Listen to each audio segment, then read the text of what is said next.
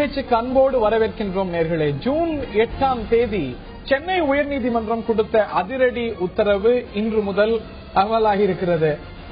ஒரு கடுமையான அமலாக்கத்தை மீண்டும் உறுதி செய்திருக்கிறது உயர்நீதிமன்றம் என்று சொன்னால் மிகையல்ல.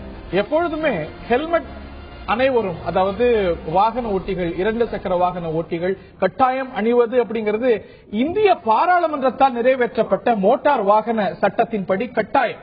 அது கட்டாயமாக இருந்தாலும் அதனது அமலாக்கத்தில் தொடர்ந்து பிரச்சனைகள் இருந்து வருகின்றன.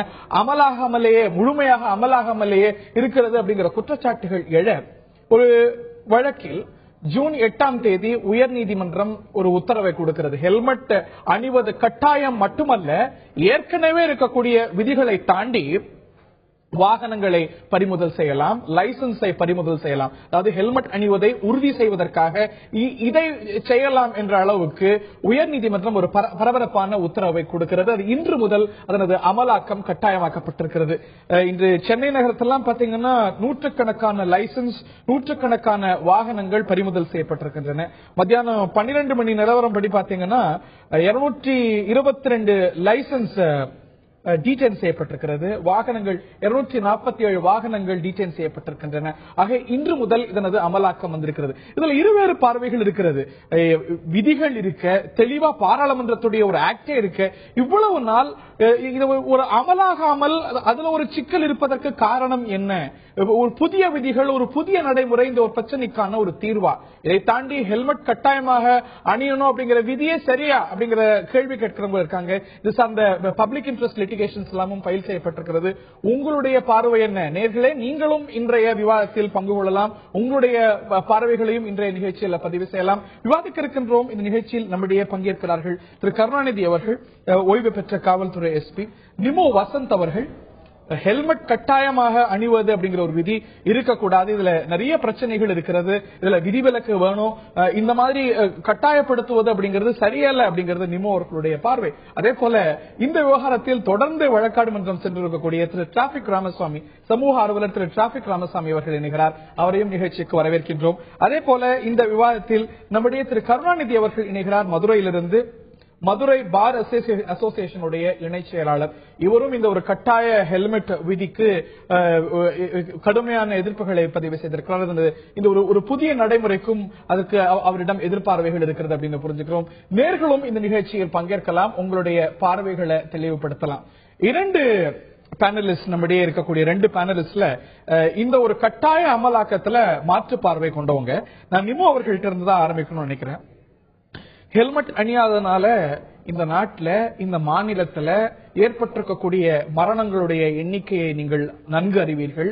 ஹெல்மெட் கட்டாயம் அப்படிங்கிறது இந்திய பாராளுமன்றத்தால் அமலாக்கப்பட்ட சட்டம் சொல்கிறது.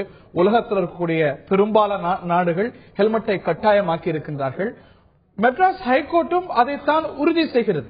இதுல எப்படி மாற்று பார்வை உங்களுக்கு இருக்கிறது? ஹெல்மெட் கட்டாயத்துல அடிப்படையான சட்டத்திலேயே ஒரு குளறுபடி. அதாவது மோட்டார் வெஹிக்கிள் ஆக்ட் 1989ல 2 பிரிவுகள். ஒரு பிரிவு என்ன சொல்லுது, கட்டாயமாக ஹெல்மெட் அணிய வேண்டும்.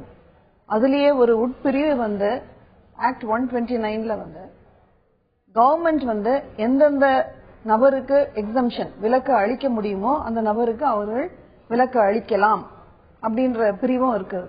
சோ ரெண்டுமே ஒரு கான்ஃபிளிக்டிங் சட்டம். உலகத்துல பல நாடுகள்ல இருக்குன்னா அந்த நாடுகள்ல இருக்கிற ஹெல்மெட் சட்டமும் நம்ம நாட்டுல வர ஹெல்மெட் சட்டமும் ஒண்ணு ஆகாது. ஏன்னா அங்க இருக்கிற சாலைகள் விதிகள் வேற, அங்க இருக்கிற சாலை வசதிகளும் வேற. சோ உங்களுடைய கன்டென்ஷன் அப்படின்னா எல்லாருக்கும் கட்டாயமாக்கணும் தானே இருக்கணும். இப்போ விதிவிலக்கு இருக்கக்கூடாதுன்னு சொல்ல வரீங்களா? விதிவிலக்கு இருக்கிறதுனால, விதிவிலக்குக்கான வாய்ப்பு அளிக்கப்பட்டிருக்கிறதுனால அமலாக்கம் கூடாதுன்னு சொல்ல வரீங்களா? அந்த மாதிரி இல்ல. நாங்க சொல்ல வர்றது என்னன்னா, ஹெல்மெட் இந்த மாதிரி 2 பிரிவு அந்த விதிவிலக்கு தெளிவுபடுத்திருக்கிறது. சென்ட்ரல் ஆக்ட்லயே பாத்தீங்கன்னா சீக்கிய பிரிவினருக்கு தெளிவுபடுத்திருக்கிறது. அவங்க டர்பன் அணியறாங்க, அதனால அவங்களுக்கு வேண்டாம், அவங்களுடைய சென்சிட்டிவிட்டிஸை பயன்படுத்தி அதற்காக வேண்டாம் அப்படின்னு சொல்லியிருக்கிறது. அதே போல மற்ற பிரிவினருக்கு இது தேவையானால் அதை கண்டறிந்து மாநில அரசுகள் கொடுக்கலாம். ஆக நீங்க கோரணும்னா இந்த விதிவிலக்குகள் கூடாதுன்னு கோரணும். விதிவிலக்குகள் கூடாதுன்னு நாங்க போடல. ஏன்னா விதிவிலக்கு எங்களுக்கு வேணும். ஏன்னா பெண்களுக்கு, குறிப்பா பெண்கள் பல விதமான ஹேர் ஸ்டைல். இப்ப என்னையே பாத்துக்கிட்டீங்கன்னா நான் கொண்டை போட்டுட்டு என்னால ஹெல்மெட் எல்லாம் அணிந்து 2 வீலர் ஓட்ட முடியாது. என்கிட்ட 2 லைசன்ஸும் இருக்கு. கொண்டை போடுறது ஒரு காரணமா இருக்குமா? கொண்டைய பாதுகாக்கிறதுக்கு ஹெல்மெட், நீங்க கொண்டைக்கு முக்கியத்துவம் அப்படி இல்ல, கொண்டைன்னு கிடையாது. ஒவ்வொருத்தரோட ஹேர் ஸ்டைல், பூ வைக்கிறது, பெண்களுக்கு இதெல்லாம் கன்சிடர் பண்ணி பாதுகாப்பா தலை இருக்கணும், அதற்கு வந்து உயிர் இருக்கணும். அந்த உயிரை பாதுகாக்கிறதுக்கு தான் ஹெல்மெட். இதுலதான் நான் வந்து மாறுபடுறேன். அதாவது நீங்க சொல்ற பிரச்சாரத்துல வந்து உயிருக்கு பாதுகாப்பு ஹெல்மெட், உயிருக்கு பாதுகாப்பு ஹெல்மெட் இப்படியே சொல்லிக்கிறீங்களா?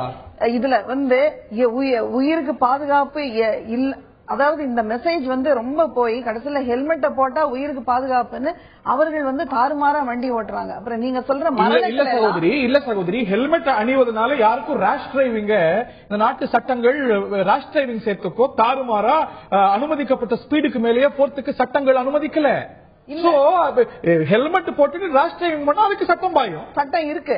அதனால ஹெல்மெட் போடுவாங்க, அதனால ரேஷ் டிரைவிங் செய்வாங்க அப்படின்னா என்ன கதை புரியல. ரேஷ் டிரைவிங்கோ, ஸ்பீட் டிரைவிங்கோ, ட்ரங்கன் டிரைவிங்கோ எந்த ஒரு சட்டமும் வந்து அது வந்து அவங்களுக்கு பிடிக்கிறது இல்ல. ஆனா ஹெல்மெட்டுக்கு மட்டும் அமலாக்கணும்னு சொல்லுங்க, நான் ஒத்துக்கிறேன். ஆனா ஹெல்மெட் போடுறதுனால குறைந்தபட்சம் ஒரு பாதுகாப்பு ஏற்படுது அப்படிங்கிறது, குறைந்தபட்ச பாதுகாப்பு இருக்கலாம். ஆனா நீங்க சொல்ற மரணத்துல வந்து எல்லா மரணமும் வந்து ஹெல்மெட்டால கிடையாது. குறிப்பா இப்ப பாத்தீங்கன்னா ரீசெண்டா ஆக்சிடென்ட் நடந்ததுல இல்ல, இத நல்லா கவனமா கேட்டுக்கோங்க, இத 2 நிமிஷம் டைம் கொடுங்க.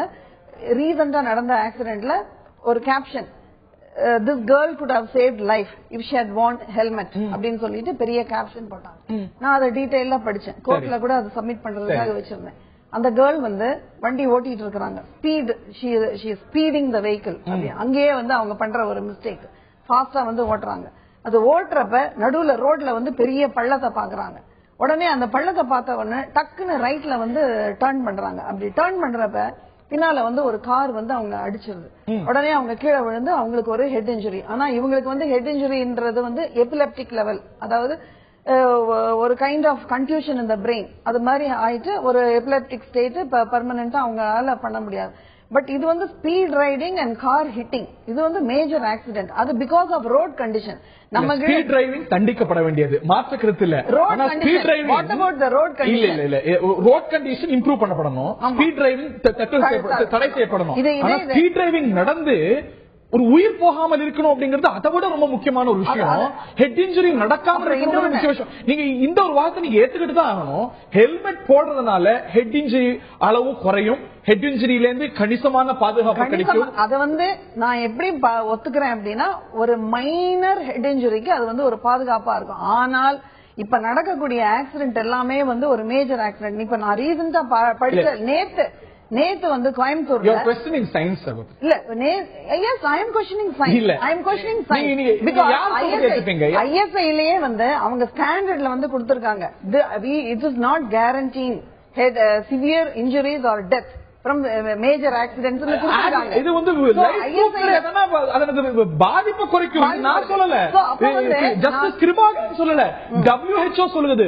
உலக சுகாதார மையம் என்ன சொல்லுது அப்படின்னா, ஹெல்மெட் அணிவோர் 3 மடங்கு அதிகமாக தலைக்காயம் பெறும் ஆபத்திலிருந்து தப்பிக்கிறார்கள். 3 மடங்கு அவங்களுக்கான வாய்ப்பு இருக்கிறது. பல்வேறு மையங்கள் ஆய்வு செய்து இப்ப வந்து ஹெல்மெட் அணிவதனால 40% மரணமடையக்கூடிய வாய்ப்புகள் குறையுது, 70% ஹெட் இன்ஜுரி, சிவியர் இன்ஜுரியுடைய ஆபத்துகள் குறைகிறது. இது வந்து நான் சொல்லல, உலக சுகாதார மையம் சொல்கிறது. இப்ப நான் சொல்ற ஸ்டாட்டிஸ்டிக்ஸ் நீங்க பாருங்க. இது வந்து நான் ஆக்சுவலா கோர்ட்லயே சமர்ப்பித்தேன். சரி. 1998 to 2001 number of 2-wheeler accidents. சரி. 1998ல வந்து 9,75,029. சரி. அதுக்கப்புறம் 10,92,889, 12,10,749, 13,28,609. சரி. இது வந்து ஃபேட்டாலிட்டிஸ். இந்த ஆக்சிடென்ட்ல ஃபேட்டாலிட்டிஸ் வந்து 195, 207, 219, 202. இதோட பெர்சன்டேஜ், அதாவது as vehicles grow, number of vehicles வந்து ஜாஸ்தி ஆக ஆக உங்களோட பெர்சன்டேஜ் ஆஃப் ஆக்சிடென்ட்ஸ் வந்து ரெடியூஸ் ஆகுது, ஃபேட்டாலிட்டிஸ். அது எப்படின்னு கேட்டீங்கன்னா 0.0199, 0.0189, 0.018, 0.0152 இதே ரேஞ்சில கேளுங்க. அதனால கிடையாது. இதுல என்னன்னா, அதாவது வெஹிக்கிள் பாப்புலேஷன் ஜாஸ்தி ஆக ஆக உங்களோட வந்து ஸ்பீட் வந்து குறையுது. அப்ப நீங்க 20 கிலோமீட்டர் ஸ்பீட்ல தான் போறீங்க.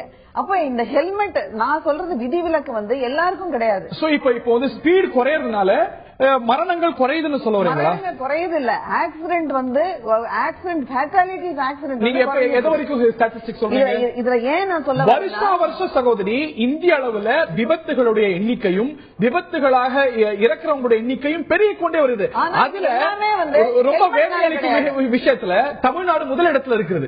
தமிழ்நாட்டுல மட்டும் சகோதரி இந்த கடந்த 10 வருஷத்துல 40,000 பேருக்கு மேல ஹெல்மெட் அணியாததனால மரணம் அடைந்திருக்கிறார்கள். 63,000 பேருக்கு மேல ஹெட் இன்ஜுரி அடைஞ்சிருக்காங்க. தமிழ்நாட்டுல 2005 1670 பேரும் 2014 போன வருஷம் 6419 பேரும் வருஷம் கூடிட்டு இருக்கு. நீங்க குறையுதுங்கிறீங்க, ஹெல்மெட் அணியாததுனால ஏற்படக்கூடிய ஹெல்மெட் அணியாததுனால கிடையாது. காவல்துறை என்னன்னா ட்ரங்க் அண்ட் டிரைவிங். இப்ப தமிழ்நாட்டுல டாஸ்மாக் வந்து மூலைக்கு இருக்கு. அதை வந்து யாரும்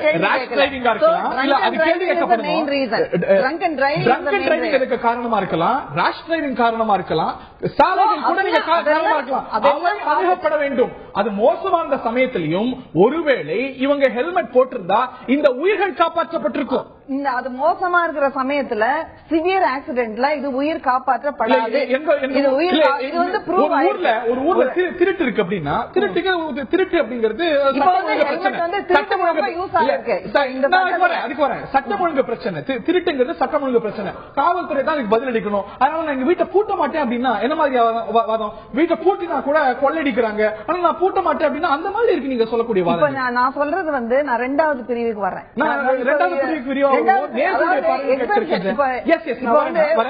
விரிவா பேச போறோம் இந்த தலைப்பை. நேர்கள் என்ன கருதுறாங்க, மக்கள் என்ன கருதுறாங்க? கணபதி அப்படிங்கிற ஒரு நேயர் இணைந்திருக்கிறார். இந்த கட்டாய ஹெல்மெட் சட்டம் இன்று முதல் அமலாகி இருக்கிறது. உங்களுடைய பார்வைகள் திரு கணபதி? நான் வந்து நரம்பிய மருத்துவர். நான் வந்து நியூரலாஜிக்கல் சொசைட்டி ஆஃப் இந்தியாவோட பிரசிடென்டா இருந்தேன். 39 வருஷத்துல நான் பர்சனலா கிட்டத்தட்ட ஒரு 30,000 ஹெட் இன்ஜரி நான் ட்ரீட் பண்ணிருப்பேன். நான் வந்து ஸ்டாட்டிஸ்டிக்ஸ் பத்தி சொல்லல. என் பர்சனல் எக்ஸ்பீரியன்ஸ் சென்னையில இந்த 75 1975 இருந்து நான் ஹெட் இன்ஜரிஸ் இங்க Madras MMC Stanley other private hospitals எல்லாத்தையும் நான் பார்த்திருக்கேன். என்னோட பர்சனல் எக்ஸ்பீரியன்ஸ் வந்து 3, 4, 5 பேர் தான் maximum would have died of a brain injury who were wearing a helmet. Number 1. Number 2, இப்ப நீங்க எந்த டிஸ்கஷன் எடுத்தாலும் நீங்க இறந்து போனவங்களை மட்டும்தான் ஸ்டாட்டிஸ்டிக்ஸ் கொடுக்கறீங்க. அது ரொம்ப தப்பு. ஒருத்தர் இறந்து போனார்னா 15 பேர் வந்து பலமா அடிபட்டு இறந்து போகாம தேர் அலைவ். அன்பார்ச்சுனேட்லி கை கால் வராம பேரலைஸ், கண்ணு தெரியல, காது கேட்கல, அது மாதிரி ஒருத்தர் fatal for every 1 fatality 15 serious head injuries. 50 பேருக்கு at least moderate head injuries and ஒரு 75 பேருக்கு மைனர் ஹெட் இன்ஜரி. இது எல்லாம் you have to take all this into account. ஏன்னா கிளாஸ்ல ஃபர்ஸ்டா வர பையன் வந்து 95 மார்க் 12th ஸ்டாண்டர்ட்ல படிக்கிற பையன் ஆக்சிடென்ட் ஆனதுக்கு அப்புறம் 70% தான் அவனுக்கு கிடைக்கிறது. சோ இதுவும் நம்ம கண்ட்ரிக்கு இட்ஸ் a tremendous loss. ஒன்னு. ரெண்டாவது, there is enough data all over the world. As I said, 39 வருஷமா நியூரோசர்ஜன் இருக்கேன். I've gone all around the world. There is enough data everywhere. மிச்சவங்க பைத்தியமா நான் வேற கண்ட்ரீஸ்ல சைனா, ஜப்பான், கொரியா, அமெரிக்கா, பக்கத்துல Colombo, to take Sri Lanka, Thailand, நம்ம பக்கத்துல இருக்கிற கண்ட்ரிஸ் எல்லா கண்ட்ரிலுமே ஹெல்மெட்ஸ் ஆர் கம்பல்சரி. நான் வந்து 2 ஸ்டடிஸ் பண்ணேன். ஒன்னு 85ல, ஒன்னு 2 வருஷம் முன்னாடி. 2 வருஷம் முன்னாடி கிட்டத்தட்ட ஒரு 600 டாக்டர் அவங்க ஹெல்மெட் போட்டுக்கிறாங்களா இல்லையா, ஏன் போட்டுக்கிறது இல்ல, ஒரு ஸ்டடி பண்ணோம். 85ல வந்து கிட்டத்தட்ட 2000 பேர் மெட்ராஸ் சிட்டியில ஒரு ஸ்டடி பண்ணோம். we published this in an international journal. அப்ப என்ன சொன்னாங்கன்னா 100 பேர்ல 97 பேர் வந்து yes helmets are useful, but நீங்க ஏன் ஹெல்மெட் போட்டுக்கிறது இல்லன்னு நாங்க கேட்டப்போ அது கம்பல்சரி கிடையாது, அதனால நாங்க ஏன் போட்டுக்கணும் அதுதான் சொன்னாங்க. That was the main answer. Helmet போட்டுக்க கூடாது, ஹெல்மெட் போட்டுனா தலைவலி வரும், கழுத்து வலி வரும், தலைமுடி கீழே விடும், அது வரும், இது வரும், காது கேட்காது, இதெல்லாம் 100ல 2 பேர் 3 பேர். அதுக்கப்புறம் நம்ம வந்து ஹெல்மெட் 2 மணி நேரமா போட்டுக்கிறோம், 20 நிமிஷம் போட்டுக்கிறோம், 40 நிமிஷம் போட்டுக்கிறோம். அன்பார்ச்சுனேட்லி என்னன்னா இந்த ஆக்சிடென்ட்ஸ் எல்லாம் 18 வயசுல இருந்து 35-40 வயசு வரதான் வருது. So this cannot happen to me syndrome. See, the human mind will not accept it. நான் நல்லா இருக்கேன், என் உடம்புல ஒரு மிஸ்டேக்கும் கிடையாது, எனக்கு எப்படி அந்த ஆக்சிடென்ட் ஆகும்? நான் ரொம்ப கேர்ஃபுல்லா டிரைவ் பண்றேன். யாரோ ஒரு false sense of security. Absolutely. 5 நிமிஷம் முன்னாடி யாரோ சொன்னாங்க ஸ்பீடு ரொம்ப வெஹிக்கிள்ஸ் ஜாஸ்தியா இருக்கு, அதனால ஸ்பீடு குறைஞ்சிருக்கு. ஸ்பீடு குறைஞ்சிருந்தாக்கா ஆக்சிடென்ட் கம்மி ஆகும்ல. I'm sorry, I don't agree with that. நீ 10 கிலோமீட்டர் ஸ்பீட்ல போனா கூட பின்னாடி வர பிடிசி பஸ் 50 கிலோமீட்டர் ஸ்பீட்ல வந்து உன்னை இடிக்கும் சார். அதுதான் முக்கியம். நீ என்ன ஸ்பீட்ல போற முக்கியம் இல்ல. It depends on the speed at which your head is hit. It depends on the speed at which you fall from the ground. அது சந்தேகமே கிடையாது. Common sense. இப்ப நம்ம வந்து இப்ப சாதாரண ஹேர் இருக்கு, தலைமுடி இருக்கு, ஸ்கின் இருக்கு, அதுக்கப்புறம் ஸ்கல் இருக்கு. கடவுளே நீங்க பார்த்தீங்கன்னா the brain is the only organ in the body. கையால தொட முடியாது, கண்ணால பார்க்க முடியாது. வேற எல்லா ஆர்கன், ஹார்ட் வந்து கையால தொடலாம், தொட்டு என்னோட ஹார்ட் பீட்டை we can find out. Liver enlargement இருக்கா இல்லையான்னு கைய வச்சுட்டு கண்டுபிடிக்கலாம். தைராய்டு கிளாண்ட் வெளியில இருந்து பார்த்தா தெரியும் வீங்கி இருக்கா இல்லையான்னு. இன்டர்னல் எக்ஸாமினேஷன் பண்ணா. மூளை மட்டும் கடவுள் ஏன் ஆல்ரெடி ஒரு ஸ்கல் கொடுத்திருக்காரு. ஸ்கல் முக்கியமே இல்ல, பிராக்சர் வந்தா ஒரு ப்ராப்ளமும் கிடையாது. மூளையில அடிப்படாம இருக்கிறதுக்கு வேண்டிதான் கடவுள் வந்து அதுக்கு ஒரு தனி ப்ரொடெக்ஷன் ஸ்கல் கொடுத்திருக்காரு. உண்மை டாக்டர், நீங்கள் சொன்னது போல நம்ம வந்து இது ஃபெட்டாலிட்டிஸ் எவ்வளவு பேர் இறக்குறாங்க அப்படின்னு பார்க்கிறோம். இதனால ஏற்படக்கூடிய இன்ஜுரிஸ் எக்கச்சக்கம். ஏற்கனவே நம்ம பதிவு செஞ்சது போல 62,413 பேர் இந்த 10 வருஷத்துல இறந்து போன 42,000 பேர் ஒரு பக்கம் அப்படின்னா, இன்னொரு பக்கம் சீரியஸ் இன்ஜுரிஸே இவ்வளவு பதிவா இருக்கிறது. நீங்கள் சொன்னது போல மைனர் இன்ஜுரிஸ் இதை விட அதிகமாக பதிவா இருக்கக்கூடிய ஒரு வாய்ப்பு இருக்கிறது. ஆக நிச்சயமாக ஹெல்மெட் பாதுகாப்பாக இருக்கிறது அப்படின்னா மாற்றுக்கருத்து இருக்க முடியாது. அதே வேளையில இந்த ஹெல்மெட் விதிகள், இதற்கான ஒரு சட்டம் இருக்கிறது. இந்த சட்டத்தில் இருக்கக்கூடிய ப்ரொவிஷன்ஸ் தாண்டின சில மாற்றங்கள் செய்யப்பட்டிருக்கின்றன. அதுவும் சேலஞ்ச் பண்ணப்பட்டிருக்கிறது. அதாவது லைசன்ஸ் பறிச்சுக்கலாம், வண்டியை பறிச்சுக்கலாம் அப்படிங்கிற மாதிரியான விதிகள் இருக்கிறது. சரியா அப்படிங்கிற ஒரு கேள்வி எழுப்பியிருக்கிறாங்க. இதுக்காக போராட்டம் எல்லாம் நடந்திருக்கிறது. நேர்களுக்கும் கூட இதுல நிறைய மாற்று பார்வை இருக்கக்கூடும். நான் திரு டிராபிக் ராமசாமி அவர்கள்ட்ட நான் கேட்க இருக்கின்றேன். ஏற்கனவே நீங்க தொடர்ந்த ஒரு வழக்கு, அதே போல நீதிமன்ற உத்தரவு, இதன் வாயிலாக ஒரு கவர்மெண்ட் ஆர்டர் வந்தது கடுமையா அமலாக்கணும் அப்படின்னு. இன்னைக்கு மீண்டும் உயர் நீதிமன்றம் தலையிட்டு இதை கடுமையா அமலாக்கணும் அப்படின்னு சொல்ல வேண்டிய ஒரு சூழ்நிலை வந்திருக்கிறது. இது பற்றி உங்களுடைய பார்வை? இல்ல, இது வந்து தேவையில்லாத ஒன்று. இப்போ ஏன்னா அப்பவே சொல்லிட்டாங்க அந்த ஆர்டர்லயே. எவ்வளவு அப்பவும் எதிர்ப்பு படுத்தாங்க, அது எதிர்ப்பு தெரிவித்தாங்க. நானே கடை வச்சுக்காக ஹெல்மெட் பண்ணி சொல்லி பார்த்தாங்க, கோர்ட்ல நடக்கல. ஆனா அப்போ ஜியோ ஒன்று இருக்கு, எங்கே இருக்குது. 2 வீலர் ரிஜிஸ்ட்ரேஷன் பண்ணும்போது ஹெல்மெட் இது இல்லாத ரிஜிஸ்டர் பண்ணக்கூடாது. அதை டோட்டலி ஆர்டிஓ. இப்ப ஆர்டிஓ நான் 2 நாள் சொல்லிட்டு ஆர்டிஓ செக் பண்றாங்க. They share their responsibilities openly. அதாவது எவ்ரிபடி அந்த ஸ்ட்ராக்டர்ஸ் தான் இன்னைக்கு ஒரு தூரம் வந்துருது. பட் நீதிமன்றம் வந்து இந்த மாதிரி சொல்றது வந்து சீட் பண்றதுலாம் வந்து ரொம்ப ஓவர் தான் நினைக்கிறேன் நானே. They should not compel like this. Seat இருக்கு, மர்டர் பண்ணா கூட லைசன்ஸ் சீட் பண்றதுல யாரும். இது வந்து ஹெல்மெட் போடாத சீட் பண்றதுலாம், வண்டி சீட் பண்ணலாம்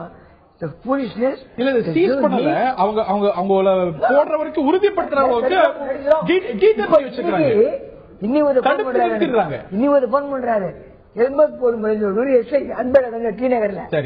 அவர் மணிக்கு 2000 ரூபாய் வாங்கிட்டு கிளிப்பை கீழ்ச்சி போட்டு இவங்க வந்து இப்போ வரும்போது இது வந்து ரூட் ஃபோர் ஃபார் கரப்ஷன். நீதிமன்ற உத்தரவுல இருக்கு. It should not go to corruption. நீதிமன்றம் அந்த திரா பண்ணிட்டாங்க. இப்போ தேவையில்லை, தேவையில்லை. எவ்வளவு ஆக்ட் இருக்கு, என்போர்ஸ்மெண்ட் வீக்னஸ் அவ்வளவுதான். ஏன்னா போலீஸ் வந்து 24 மணி நேரம் அந்த பார்க்க முடியாது. That difference. அதே நேரத்தில் இருக்கிற டிராபிக் போலீஸ் கொஞ்சம் பேர் இல்ல, அவருக்கு 2 பேர் தான் செக் பண்றான். அது பண்ண முடியாது. அவங்களால இருக்காங்க, யாரு மாட்டுவாங்க சொல்றேன். அவங்களுடைய எங்கேயும் வேலை அனுப்புறாங்க. இதெல்லாம் இருக்க அதுக்கெல்லாம் முற்றிலும் எச்சரிக்கை பண்ணா பரவாயில்ல. 2 wheeler middle class peoples vehicle. இதுல வந்து லாரிகாரெல்லாம் அடிச்சு லைசன்ஸ் பிடிக்கிறது இல்ல, கேட்க பிடிக்கிறாங்க. இங்க வந்து 2 வீலர் தான் மாட்ட முடியாது. தப்பு தான் அது, உங்களுக்கு தப்பு தான். விதியை அமல்படுத்தலாமே. அவர் சொல்றதுல ஒரு பாயிண்ட் இல்லையா, ஏற்கனவே ஒரு சட்டம் இருக்கு, மோட்டார் வாகன சட்டம் 1988 இருக்கு. அப்படி இருக்கிற சமயத்துல அதுல வந்து ஹெல்மெட் போடலன்னா தண்டிக்கிறதுக்கான ஒரு வாய்ப்பு கொடுத்திருக்குது. ஆனா மாறா இந்த வாகனத்தை சீஸ் பண்றது, லைசன்ஸ் சீஸ் பண்றது, டீடைன் பண்றது அப்படிங்கறதெல்லாம் அதீதம் அப்படிங்கிற ஒரு பார்வை நிச்சயமா வச்சிருக்காங்க. அதாவது இதை வந்து அமுல்படுத்தி பல திட்டத்தில் பார்த்துட்டோம். இப்ப வந்து பொதுவா அந்த ஆக்சிடென்டோட ஸ்டாட்டிஸ்டிக்ஸ் வந்து காவல்துறை கையில தான் இருக்கு. ஏன்னா இவங்கெல்லாம் வந்து ஆக்சிடென்ட்களை பார்த்தவங்க. இப்ப நான் அந்த ஆக்சிடென்ட் துறையில பணியாற்றுனதுனால நான் சொல்றேன், நாங்கெல்லாம் கண் கூட ஆக்சிடென்ட்களை பாக்குறோம். எதனால ஆக்சிடென்ட் ஆகுதுன்னு அனலைஸ் பண்றோம், ரிப்போர்ட் போடுறோம், ரிவ்யூ பண்றோம். எங்களுக்கு தான் தெரியும். இப்ப இந்த நீங்க சொன்ன ஸ்டாட்டிஸ்டிக்ஸ் இருக்கு இல்லையா, ஒரு அதாவது மேக்சிமம் ஆக்சிடென்ட்ல அதிகமாக சாகுறது தமிழ்நாட்டிலன்னு சொன்னீங்க. அந்த தமிழ்நாட்டில் அதிகமாக சாகுறவங்கள அதிகமாக பாதிக்கப்படுகிற டூ வீலர். அந்த டூ வீலர்ல அதிகமாக 80% போறவங்க 80% போறவங்க ஹெல்மெட் போடாதவங்க. இவ்வளவு தெரிஞ்சதுனாலதான் கோர்ட்டுக்கு இந்த தகவல் கிடைச்சது. அவங்க அதை பற்றி சொல்றாங்க. இவங்க அடுத்த கேள்விக்கு போறதுக்கு முன்னாடி கோர்ட்டு தான் இதை தலையிட்டு அமலாக்க சொல்லணுமா? ஏற்கனவே விதிகள் இருக்கிறது. செக்ஷன் 129 மோட்டார் வாகன சட்டம் உறுதிப்படுத்துது. அதை கோர்ட்டு சொல்லி அமல்படுத்தணும். ஏன் காவல்துறை அமலாக்கம் செய்யல? இருங்க, அதாவது செஞ்சுட்டு இருக்காங்க, அமல்படுத்துறாங்க. அதுல தோய்வு ஏற்படுறதுக்கு காரணம் சொல்றேன். அதுல தோய்வு ஏற்படுறதுக்கு காரணம் சொல்றேன். இப்ப என்னன்னா, இப்ப அவரே சொன்னாரு, டிராபிக் ராமசாமி சொன்னாரு, பிராக்டிகலா நாட் பாசிபிள். இப்ப வந்து சென்னை மாநகர் அவர் பிராக்டிகலா நாட் பாசிபிள் சொன்னது இந்த சீஸ் பண்றது, லைசன்ஸ் பறிச்சு வச்சுக்கிறது, அதைத்தான் நாட் பிராக்டிகல். மோட்டார் வாகன சட்டத்துல கூறி இருக்கக்கூடிய அம்சங்களின்படி ஹெல்மெட் போடாதவங்களுக்கு ஃபைன் கொடுக்கறத பத்தி உங்களுக்கு எந்த பிரச்சனையும் இல்லையே? இருங்க, நான் சொல்றதை கேட்டு அப்புறம் நீங்க சொல்லுங்க. அவர் பிராக்டிகலா பாசிபிலிட்டி இல்ல இல்லங்க, லைசன்ஸ் இல்ல அதை சொன்னாரு. நான் சொல்றது அவர் சொன்னது ஒரே பிராக்டிகல். அந்த கான்ஸ்டபிள்ஸுக்கு டிராபிக் இருக்கு, பல வேலைகள் இருக்கு. இது பல வேலைகள் கிடையாது, இதை மட்டுமே கான்சென்ட்ரேட் பண்ண முடியாதுங்கிற வார்த்தை அவர் சொன்னாரு. அதாவது நாட்டில் எவ்வளவு கிரைம் நடக்கும், அதுல ஒரு வகையான கிரைம் மட்டுமே பார்த்துக்க முடியாது. அது எப்படி முடியும்? பல வேலைகள் இருக்கும் போது நான் இதை ஒன்னதான் இப்ப வந்து நீங்க கேட்கிற கேள்விக்கு பதில் சொல்ல விட்டுட்டு நீங்க பேசணும். நான் சொல்றது இப்ப டிராபிக்ல எல்லா பல கேஸ்கள் போடுறோம். அதுல இந்த ஹெல்மெட்ங்கிறது ஒரு முக்கியத்துவம். இப்ப வந்து டெத் அதிகமா இருக்குங்கிறது கோர்ட் நாலேஜ் போச்சு. ஒரு கேஸ் போனது, நீதிமன்றத்துக்கு போன கேஸ்ல ஒருத்தவங்க கிளைம் பண்றாங்க, அந்த ஹெல்மெட்டுக்கு அணிகளைங்கிறதுக்காக அவங்களுக்கு கிளைம் மறுக்கப்படுகிறது. அப்ப வந்து இந்த கோர்ட் இந்த ஒரு உத்தரவை சொல்லுது, அவங்களுக்கு வேற எதையும் போல. அதனாலதான் இப்ப என்ன பண்றோம், இப்ப இந்த கான்சன்ட்ரேஷனுக்கு பண்றோம். இதுல வந்து அமலாக்கத்துல பிரச்சனை இருக்கிறது, அமலாக்கப்படல அப்படிங்கறது நீங்க ஒத்துக்கிறீங்களா? முழுமையா அமலாக்கப்படல அப்படின்னு. அமலாக்கப்படாததுக்கு காரணம் இப்ப என்னன்னா, இப்ப கூட்டமா போறாங்க நீதிமன்றம். இப்ப வந்து நிறைய பேர் ரோட்ல போயிட்டு இருக்காங்க. ஒரு 10 பேர் போடாம இருந்தா அந்த 10 பேர் நிறுத்தி காவலர்கள் செக் பண்ண முடியும். என்னன்னு கேட்டீங்கன்னா 50 பேர் போகும்போது 50 பேரை நிறுத்தி செக் பண்றது அதுதான் காவல்துறையுடைய வேலை. விதிமீறல்கள் தண்டிக்கிறதுதான் வேலை. நாட்டுல நடக்குது, காவல்துறை தடுக்க முடியுமான்னு கேட்கற மாதிரி இருக்குது. இல்லங்க, நீங்க இப்ப அதை தடுக்கிறதுக்கு தடுக்க முடியுமா? இல்ல பிராக்டிகலா பாசிபிள் இல்ல, முடிய மாட்டேங்குது. இப்போ ஏன் காவல்துறை டினையல் மோட் இருக்குது? இப்ப கோர்ட்ல இது சார்ந்த ஒரு கேள்வி கேட்கும் போது இல்ல நாங்க ரொம்ப சரியா அமலாக்கிட்டு வரோம் அப்படின்னு ஏன் பதில் கொடுக்குது நீதிமன்றத்துல? அமலாக்கி நீங்களே சொல்றீங்க அதுல ஒரு லாக்ஸிட்டி இருக்கிறது, அது ஒரு குறைபாடு இருக்குது. அதாவது முதல்ல என்ன பண்ணாங்க, எல்லாத்தையும் பண்ணலாம்னு சொன்னாங்க. அப்ப என்ன பண்றாங்க, இங்க இருந்து ஒரு பெண் பின்னாடி உட்கார வச்சுட்டு போறவங்க, சார் நான் லேடி ஒரு கல்யாண மேரேஜுக்காக போறோம் சார்ங்கிறாங்க.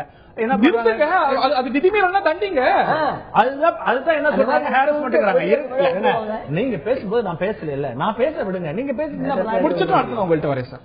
அதாவது ஒரு இடத்துல பணி இது செஞ்சுட்டு இருக்கும் போது அங்க உள்ள என்ன பண்ணுவாங்க, ஹாரஸ்மெண்டா சொல்றாங்க. பப்ளிக் வந்து இங்க பாருங்க, வந்து என்போர்ஸ்மென்ட் நிறைய பண்ணப்ப ஃபேட்டல் ஆக்சிடென்ட் ஒரு எந்த ஒரு விசாரணைக்கு ஹாரஸ் பண்றாங்க காவல்துறை, அதனால விசாரணை நடக்காம இருக்கா சொல்றேன். அதனால என்ன ஆகுது, சில சமயங்கள்ல மனிதாபிமான அடிப்படையில் விட வேண்டி இருக்கு. அந்த அதை வச்சுக்கிட்டு நீங்க என்ன பண்றீங்க, விதிகளை அமல்படுத்தாமல் இருக்கிறதுக்கு மனிதாபிமான போர்வை அப்படிங்கிறது எங்க சார் வருது? விதி இருக்கிறது, பாராளுமன்றத்தோட ஒரு சட்டம் இருக்கிறது, தமிழ்நாட்டுடைய ரூல்ஸ் இருக்கிறது. ஹெல்மெட் போடலன்னா குற்றம், அதற்கு ஃபைன் தண்டனை அப்படின்னு இருக்கிறது. அதை லெட்டர் அண்ட் ஸ்பிரிட் செயல்படுத்த வேண்டியதான காவல்துறை பணி. நீங்க அதுதான் சொல்றேன். நான் சென்னை மாநகரத்துல ஒரு டிராபிக் உள்ள இடத்துல நல்ல அதிகமா இருக்கிற இடத்துல ஹெல்மெட் போடாதவங்களை தனியா எடுத்து பண்றதுங்கிறது பிராக்டிகலா பாசிபிள் இல்லை, முடியாது.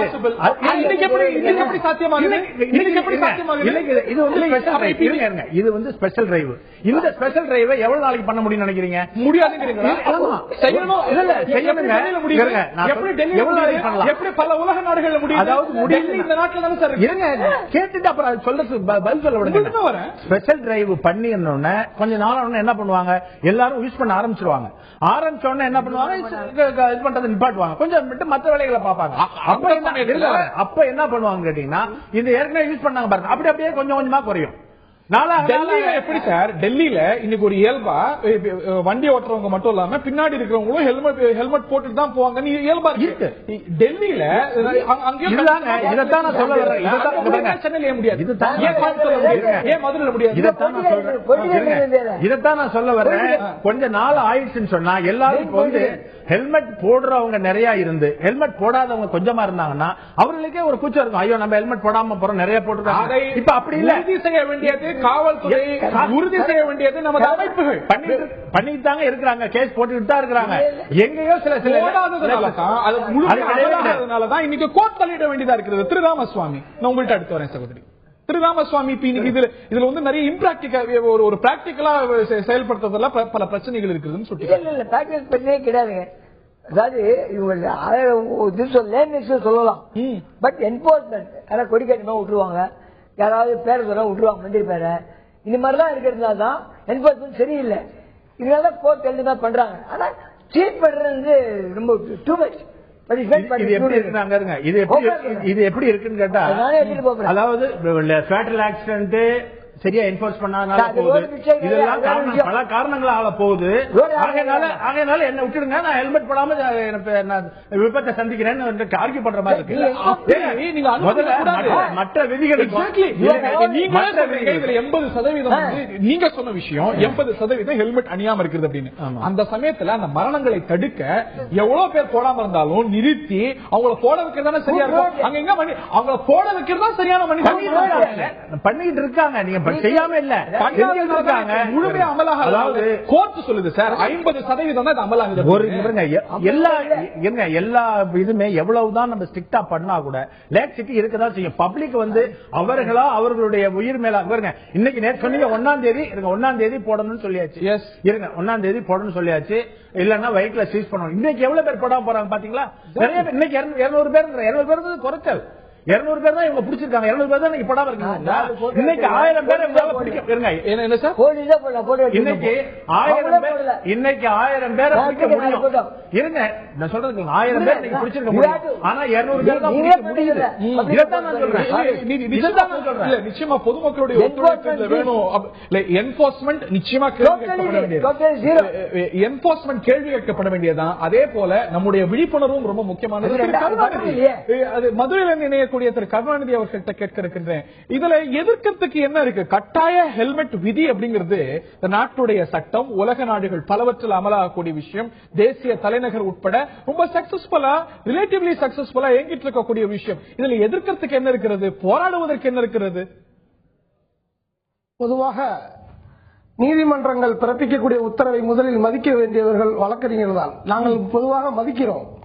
அதே சமயத்தில் கட்டாயப்படுத்தல் ஹெல்மெட் சட்டத்தை கட்டாயப்படுத்தக்கூடிய இயற்றக்கூடிய பாராளுமன்றத்தில் உள்ளவர்களும் சரி, அமைச்சரவையில் உள்ளவர்களும் சரி, நீதிபதியாக இருந்தாலும் சரி, காவல்துறை உயரதிகாரியும் சரி, இவர்கள் யாரும் இருசக்கர வாகனங்களில் செல்வதே இல்லை. இவர்கள் ஒரு நாளைக்கு ஒரு மாத காலத்திற்கு சென்னை, கோவை, மதுரை போன்ற நகரங்களில் தங்களது இல்லத்தரசிகளை வைத்துக் கொண்டு ஹெல்மெட்டை அணிந்து கொண்டு இவர்கள் வீதியில் வலம் வரட்டும் பார்க்கலாம். ஏனென்றால் சமுதாயத்தில் அவர்கள் யாரும் ஹெல்மெட் அணியாமல் இறப்பது இல்லை. கோவையில, சென்னையில, மதுரையில ஹெல்மெட் போடாம லாரி மோதி போறவங்க மரணிக்கிறாங்க. இல்ல, இன்றைய தினம் சென்னையில் கூட 2 சாலை விபத்துகள் ஏற்பட்டிருக்கின்றன. அவர்கள் ஹெல்மெட் அணிந்துள்ளனர். அதற்கு காரணம் என்ன? ஹெல்மெட் அணிந்ததுனால ஏற்படுது. ஹெல்மெட் அணியாதது உலக சுகாதார நிறுவனம் சொல்லுது சார், பல்வேறு ஆய்வு அமைப்புகள் சொல்லுது சார். இப்ப சற்று நேரத்துக்கு முன்பாக ஒரு நியூராலஜிஸ்ட், ஒரு சீனியர் நியூராலஜிஸ்ட் சொன்னதை கேட்டிருப்பீங்க. வரக்கூடிய ஹெட் இன்ஜுரிஸ்ல ஹெல்மெட் போடாத ஹெட் இன்ஜுரிஸ் தான் ஜாஸ்தி. ஹெல்மெட் வந்து ஹெட் இன்ஜுரியே ஏற்படாது, ரொம்ப பாதுகாப்பா இருக்கும் இல்ல, ரிலேட்டிவ்லி அந்த ஒரு ஆபத்துகளை, உயிரிழப்பு ஆபத்துகளை, ஹெட் இன்ஜுரி ஆபத்துகளை மிக கணிசமா குறைக்கும் அப்படிங்கறது ஆய்வு சொல்லி இருக்கக்கூடிய விஷயம். வீட்டை பூட்டினாலும் உழைப்பந்துடுறாங்க, அதனால பூட்டாம இருப்போமா? பக்கத்து வீட்டை பூட்டிருந்தாங்க, பூட்டாம இருப்போமா? வணக்கம் வணக்கம். இந்த இந்திய நரம்பியல் மருத்துவர்களை சந்திச்சதெல்லாம் பொதுவாக இருசக்கர வாகன விபத்தில் மட்டுமல்ல, 4 சக்கர வாகன விபத்தில் செல்பவர்கள் கொத்து கொத்தாக தமிழ்நாட்டில் மடிகின்றனவே. அதுக்கு காரணம் என்ன தெரியுமா? இந்திய சாலைகள் அப்படிப்பட்ட சாலைகள். சென்னை மதுரை போன்ற நாடுகளும் 20 கிலோமீட்டர் ஸ்பீட்ல போனாலே வந்து எந்த விதமான விபத்து ஏற்பட போறதில்லை. தூசி பள்ளம் நிறைந்த இந்திய சாலைகளை சீர்திருத்தாத ஒரு அரசாங்கம். இந்திய சாலைகளை சீர்திருத்தாத வரைக்கும் சாலைகள் மோசமா இருக்கு சார், ஒத்துக்கிறேன். நிச்சயமா மாற்றி அமைக்கப்பட வேண்டும், நிச்சயமா சீரமைக்கப்படணும், மாற்று கருத்து இல்ல. அது வரைக்கும் இந்த மோசமான சாலைகள்ல ஹெல்மெட் போட்டாலே ஆக்சிடென்ட் ஆகுது அப்படிங்கிற ஒரு கருத்து இருக்கு. போடாம இருந்தா சாலை விபத்துகள் பெரும்பாலான சாலை விபத்துகள் டாஸ்மார்க் சரக்கு, அதாவது தண்ணி அடிச்சு விட்டுதான் நிறைய பேர் விபத்துகள் நடக்குது. அதுக்காக டாஸ்மார்க் நீங்க மூடுங்கன்னு சொல்லி உத்தரவு பிறப்பிக்க தனியா அணுகுங்க, சாலைகளுடைய பராமரிப்பை தனியா அணுகுங்க. அதனால இது கூடாது அப்படின்னா அது வரைக்கும் மரணங்கள் நடக்கலாம். அதனால வந்து தமிழ்நாட்டில் இன்னொரு 1 லட்சம் மரணம் நடக்கலாம் அப்படின்னா என்ன மாதிரியான நிச்சயமா அதை அணுகப்படணும், அந்த கோரிக்கை வைக்கப்படணும். அது மட்டுமல்ல இப்பொழுது தயாரிக்கப்படக்கூடிய ஹெல்மெட்டுகள், தலைக்கவசங்கள் ஒவ்வொருவருடைய தலையை பொறுத்து அமைய வேண்டும். ஒருவருக்கு தலை பெரிதாக இருக்கும், ஒருவருக்கு தலை நீளமாக இருக்கும். பொதுவாக இந்த அமைப்பு, ஹெல்மெட் அமைப்பு வந்து சரியாக செயல்படுவதில்லை. சந்தித்தவர்கள் தான் தெரியும். உங்களை போன்ற காரில் செல்பவர்கள் நான் தினமும் 2 வீலர்ல வரேன், தினமும் ஹெல்மெட் அணிஞ்சு வரேன். வாய்ப்பு இருக்கு. மருத்துவ உதவி எடுத்துக்கலாம், வீட்டுல இருக்கலாம், ஆட்டோல வரலாம். டெல்லியில யாருக்கும் சைனஸ் ப்ராப்ளம் இல்லையா? ஸ்ரீலங்கால இல்லையா? பெங்களூர்ல இல்லையா?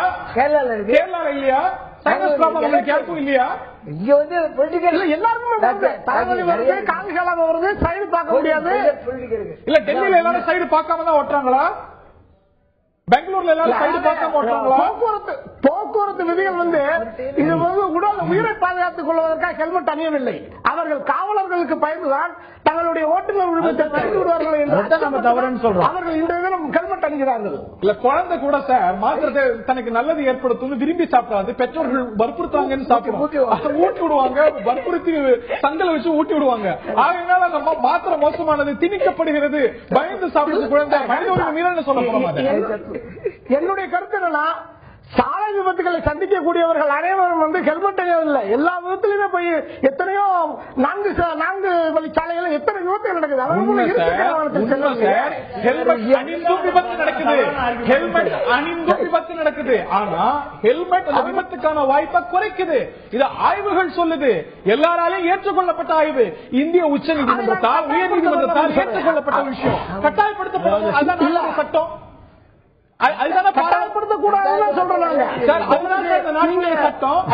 நாட்டுடைய சட்டம் கட்டாயப்படுத்தக்கூடாதுன்னு 100 முறை கோர்ட்டுக்கு போயாச்சு, 100 முறை மறுத்தாச்சு கோர்ட்டு. குடித்தால் உயிருக்கு ஆபத்து, இறந்து விடுவோம் என்று கூறுகிறார்கள். இந்த நாட்டில் directive principles of state policy prohibition தான் சொல்லுது, மது ஒழிப்பை தான் சொல்லுது. அதை அமல்படுத்தணும், கோரிக்கை வைங்க, அதுக்கு வழக்கு போடுங்க, உங்களுக்கு உரிமை இருக்கிறது. குடியினால மரணம் ஏற்படுது, இதனால ஹெல்மெட் போட மரணம் ஏற்படலாம் அப்படின்னா இல்லை, நாங்கள் அதை வழக்காக சென்றால் அது அமைச்சரவை கொள்கை முடிவு என்று கூறி தட்டி கழித்து விடுகின்றனர். இதை தைரியமாக டாஸ்மாகை மூட தயார் என்றால் நாங்கள் இந்த கட்டாய ஹெல்மெட் சட்டத்தை நாங்கள் வரவேற்கிறோம். டாஸ்மாக் மூட தயாரா? சகோதரி, நீங்க அதை அணுகணுமே தவிர திஸ் ஆர் தட் அப்படின்னு நம்ம அணுகுவதுங்கிறது சரியா இருக்குமான்னு தெரியல. சகோதரி, நீங்க குறிப்பிட விரும்புறீங்க. நீங்க வந்து அடிக்கடி டெல்லின்னு சொல்லிட்டு இருந்ததை நான் கேட்கிறேன். டெல்லியில union transport minister Nitin Gadkari ஸ்கூட்டர்ல ஹெல்மெட் போடாம தான் போனாரு. மன்னிப்பு கேட்டார் தெரியுமா? அது வந்து பிறகு மன்னிப்பு கேட்டார். அமைச்சர் மன்னிப்பு கோர வேண்டிய ஒரு குற்றமா ஹெல்மெட் போடாதது இருக்குது. இது என்னன்னா நம்ம கண்ட்ரில உலக நாடுகள் தரம் உயர்ந்துட்டே போகுது, நம்ம தரம் தாழ்ந்துகிட்டே போகுது. சாலை வந்து நாளுக்கு நாள் இப்ப வரப்போகுது மழை. இப்ப அந்த மழைக்கு அப்புறம் இந்த சாலையில வண்டி ஓட்டுறதே ரொம்ப கஷ்டம். நல்ல சாலையில விபத்து ஜாஸ்தியா இருக்குமா, மோசமான சாலையில விபத்து ஜாஸ்தியா? மோசமான சாலையில தான் ஜாஸ்தி. வெளிநாட்டுல ஹெல்மெட் போடுறதுக்கான அவசியத்தை விட இங்க 100 மடங்கு ஜாஸ்தி. 100 மடங்கு. அதுக்காக 100 மடங்கு பனிஷ்மெண்ட் வந்து சாலை போட வரைக்கும் நாங்க வந்து விபத்துல இந்த சாலை வந்து கண்டிப்பா சரியாகணும். ஏன்னா இந்த சகோதரி அந்த கோரிக்கை ரொம்ப நியாயமானது. நீங்க சொல்ற மாதிரி அப்ப சாலை எந்த மாதிரி சாலையில வந்து இப்ப இருசக்கர வாகன ஓட்டிகள் வந்து மிடில் கிளாஸ் பீப்புள், அவங்க எல்லாம் வந்து மிடில் கிளாஸ் பீப்புள். இப்ப இருக்கிற விலைவாசி உயர்வுல வந்து நான் ஒரு படம் காமிக்கிறேன். அதாவது இப்போ டாக்டர் அவர் எக்ஸ்பிளைன் பண்ணி சொன்னார் இல்லையா, இதை நான் ஒரு முக்கியமா சொல்றேன். இது வந்து ஒரு சாதாரண இருசக்கர வாகன ஓட்டி ஃபேமிலியே வந்து போறாங்க. இது வந்து குற்றம். அதான் இது ஒரு அவல நிலை. இது வந்து அவல நிலையா இருக்கலாம். அந்த 4 பேருடைய உயிருக்கும் ஆபத்து. ஆகையினால அவங்க தண்டிக்கப்பட வேண்டியவங்க. இதை சரி செய்யணும் அப்படின்னா கவர்மெண்ட் வந்து எக்கனாமிக் ரிஃபார்ம்ஸ் கொண்டு அது கண்டிப்பா மூடணும், சாலையில சரி பண்ணணும், அது செய்யணும், பொது போக்குவரத்தை மேம்படுத்தணும். அது வரைக்கும் நீங்க காட்டக்கூடிய 4 பேரும் சாலைகள்ல அவலமான முறையில மரணம் அடையக்கூடாது. இவ்வளவும் செய்யாம நீங்க வந்து இருசக்கர வாகன ஓட்டிகளை மட்டும் வந்து தண்டிப்பு இவ்வளவு உயிரை பாதுகாக்கிறது உயிரை பாதுகாக்க. இப்ப நான் வந்து 25 வருஷமா வண்டி ஓட்டிட்டு இருக்கிறேன். என் உயிரை பாதுகாப்பா தான் நாங்க ஓட்டிட்டு. இது எப்படி சினிமால சொல்ற மாதிரி அவனை நிறுத்த சொல்லு, நான் சட்டத்துல வந்து 2வது பிரிவு, அதுதான் நான் சொல்ல வந்தேன். 2வது பிரிவு அந்த எக்ஸம்ஷன் கேட்டகரியில ஏற்கனவே கவர்மெண்ட் வந்து 2007 இந்த சட்டம் போட்டாங்க, GO 292. அப்ப வந்து சில வழக்குகள்ல நானும் அதுல வந்து ஒரு பெட்டிஷனர். அந்த வழக்குல வந்து எல்லாமே இந்த மாதிரி ஸ்வீப்பிங் எக்ஸம்ஷன்ஸ் கொடுக்க முடியாது. சீக்கு வந்து எக்ஸம்ஷன் கொடுக்கறப்ப, ஒருத்தருக்கு எக்ஸம்ஷன் கொடுக்கறப்ப கண்டிப்பா பயஸ்ட் எக்ஸம்ஷன் ஆயிருக்கு. தலையில பண்ணிட்டு இருக்காங்க. அவங்களுக்கு அதே மாதிரி கர்பன் கூட ஒரு சின்ன குஷனா இருக்கக்கூடிய வாய்ப்பு இருக்குது. அப்ப லேடிஸ் கூட தலையில போறாங்க. பெண்களுக்கு தலையில லேடிஸ் வந்து தலையில முக்காடு போட்டு போறாங்க. அப்ப வந்து அவங்களுக்கு அதோட வசதி வந்து அவங்க முக்கியமா. நான் இன்னும் சொல்லி I request you to give me few minutes. என்னன்னு கேட்டீங்கன்னா இந்த ஸ்வீப்பிங் எக்ஸம்ஷன்ஸ்ல வந்து women and children were exempted. அந்த GO 1213 2007 women and children வந்து they were exempted. Why should they be exempted? இப்ப நான் பாக்குறதுல பள்ளிக்கூடம் வந்து ஸ்கூல் சில்ட்ரன் முன்னால ஒரு சைல்டு பின்னால ஒரு சைல்டு, ஒரு லேடி வந்து 3 பேர் சில்ட்ரனை விட்டுட்டு கூட்டிட்டு வர்றாங்க ஸ்கூட்டர்ல. 3 பேர் ஏன்னா ஸ்மால் சில்ட்ரன்.